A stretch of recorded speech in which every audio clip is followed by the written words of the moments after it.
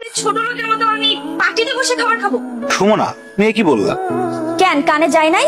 যা শুনছো সেটাই বলছি। ও মা, তুমি যদি ওই পাটিতে বইয়া না খাইতে পারো, আমার ঘরে একটা চেয়ার আছে, অবশ্য পাওটা একটু ভাঙ্গা, তবে তুমি বইসা খাইতে পারবা, অসুবিধা হইব না।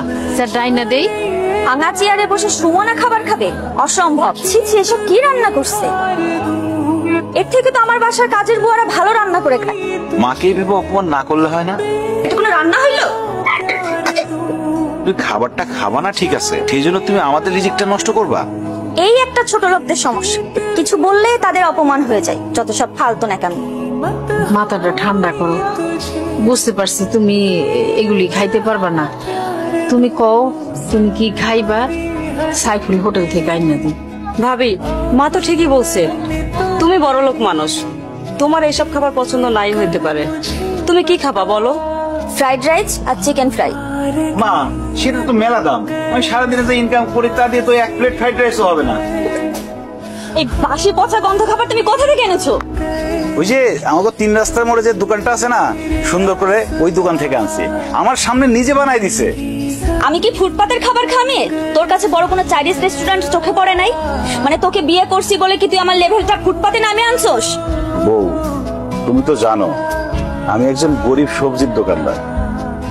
সবজি বিক্রি করে যা ইনকাম করি তা তো বড় রেস্টুরেন্ট থেকে খাবার কেনার মতো সামর্থ্য আমার নাই।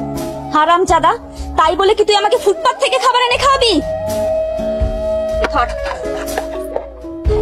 তোর খাবার তুই খা। তুই এরকম কষ্ট করে আর কতদিন পার করবি? তোরে তো বউ সম্মানও দেন, আর যা মনে হইতেছে বউরে দেখে মনে হয় না বউ সংসার করবে। কি মনে হয় তোর তালা কিনে নিতে চাই। এখানে বালিশের পরিবর্তে ইট কে? আমি রাখছি যাতে তোমার মাথা ফেটে রক্ত বের হয়। মানে তুমি আমরা খুন করতে চাও? হ্যাঁ, করতে চাই, প্রয়োজন পড়লে তাই করব। আমার ডিভোর্স চাই। বউ, ডিভোর্স ছাড়া তুমি যা চাইবা তাই পাবা। প্রয়োজনে আমি প্রতিদিন অনেক বেশি পরিশ্রম করে তোমার জন্য চাইনিজ থেকে খাবার নিয়ে আসবো, ভালো ভালো খাবার নিয়ে আসবো। আমার না কোনো খাবার চাই না, আমার না তোমার থেকে ডিভোর্স চাই। কারণ তোমার মতো সবজি আলার সাথে না আমার যায় না।